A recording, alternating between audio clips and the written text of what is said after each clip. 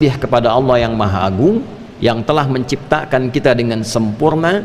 Di antara kesempurnaan itu memberikan bekal kepada kita yang terukur dan memberikan petunjuk kepada kita bagaimana menggunakan bekal itu agar benar digunakan sesuai dengan tugas dan misinya di muka bumi ini.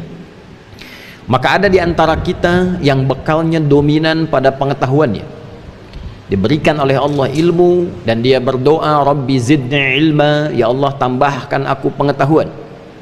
Semakin bertambah ilmu bukan hanya menjadikan kita sebagai manusia yang pintar, tapi tingkat tertinggi dari manfaat ilmu itu adalah mampu mengenalkan dan mendekatkan kita dengan Allah Subhanahu wa Ta'ala. Jadi bila ada orang yang semakin pintar tapi tidak kenal dengan Allah, artinya ada yang salah dengan penggunaan bekal keilmuannya itu. Innama yakhshallaha min ibadihil ulama'u. Demikian ditegaskan di Al-Quran surah Fatir surah 35 di ayat ke-28 itu. Innama adatul hasri, huruf pembatas. Sungguh orang-orang yang kenal Allah sehingga merasa takut terawasi, karena takut dan terawasi itu menggunakan seluruh bagian tubuhnya untuk mendapatkan keridhaan Allah. Lisannya takut berbicara yang kotor karena merasa didengar oleh Allah, diawasi Allah. Tangannya takut digunakan pada yang tidak benar, takut korupsi, takut mencuri, takut menipu, takut mencontek, karena merasa dilihat dan diawasi oleh Allah Subhanahu wa Ta'ala. Sifat tertinggi kenal Allah sehingga menghadirkan rasa takut pada yang positif itu disebut dengan khasyah. Pemilik khasyah itu ternyata adalah ulama, orang-orang yang diberkahi oleh Allah dengan ilmunya. Tingkat tertinggi ilmu itu adalah mendekatkan diri kepada Allah, yang dengan kedekatan itu dibimbing ilmunya melahirkan perbuatan-perbuatan dan putusan yang bermanfaat. Ada yang diberikan oleh Allah Subhanahu wa Ta'ala dengan kedudukan, Qulillahumma malikal mulki tu'til mulka man tasha' wa tanzi'ul mulka mimman tasha' wa tu'izzu man tasha' wa tudhillu man tasha' biyadikal khair innaka ala kulli syai'in qadir. Ada yang diberikan oleh Allah kedudukan hak prerogatif Allah.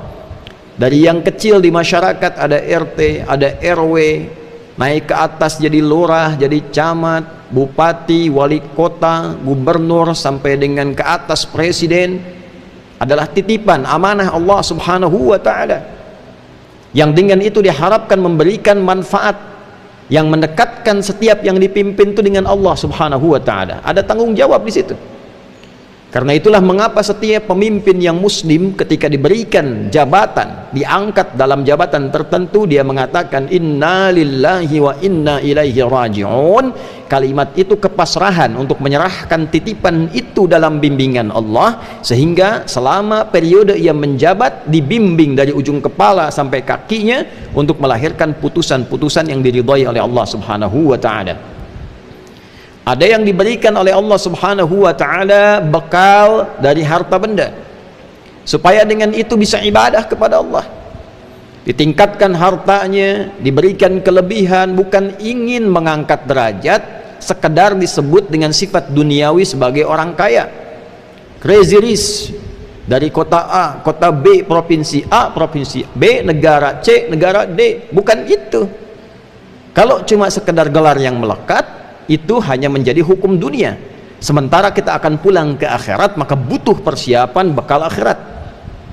Maka status itu tidak akan bernilai di hadapan Allah sepanjang tidak digunakan bekal itu untuk beribadah kepada Allah Subhanahu wa Ta'ala. Itulah sebabnya kemudian ada hukum-hukum yang mengatur harta untuk ibadah. Ada zakat di Quran surah 9 ayat ke-60 dengan 8 golongannya. Innamas sadaqatu lil fuqara wal masakin wal 'amilina 'alaiha wal mu'allafati qulubuhum wa fir riqab wal gharimin wa fi sabilillah wa ibnis sabil, dan seterusnya ayat. Ada mengajak ibadah keluarga dengan harta supaya keluarga dekat dengan Allah. Wa bima anfaqu min amwalihim, Quran surah keempat ayat 34. Ada melihat kemudian orang tua, kerabat terdekat, anak yatim, orang-orang miskin, Quran surah kedua ayat 215. Yas'alunaka madza yunfiqun qul ma anfaqtum min khairin falil walidain wal aqrabin wal yatama wal masakin wa ibnis sabil. Ada lagi ibadah umum dengan harta untuk kemaslahatan bersama umat yang banyak. Al-Baqarah ayat 261. Bisa infak untuk sekolah, untuk pesantren, untuk jalan, untuk kehidupan. Mathalul ladzina yunfiquna amwalahum fi sabilillah kamathali habbatin ambatat sab'a sanabil fi kulli sumbulatin mi'atu habbah wallahu yudha'ifu liman yasha' wallahu wasi'un alim. Ada yang keempat, diberikan tenaga, bukan untuk disebut sebagai orang paling kuat di bumi, orang yang tenaganya paling ekstra, bisa mengangkat beban di luar kadar kemanusiaan biasa, bisa berlari melebihi kecepatan singa misalnya. Bukan status ini yang ingin dibanggakan. Apakah tenaganya bisa digunakan untuk ibadah?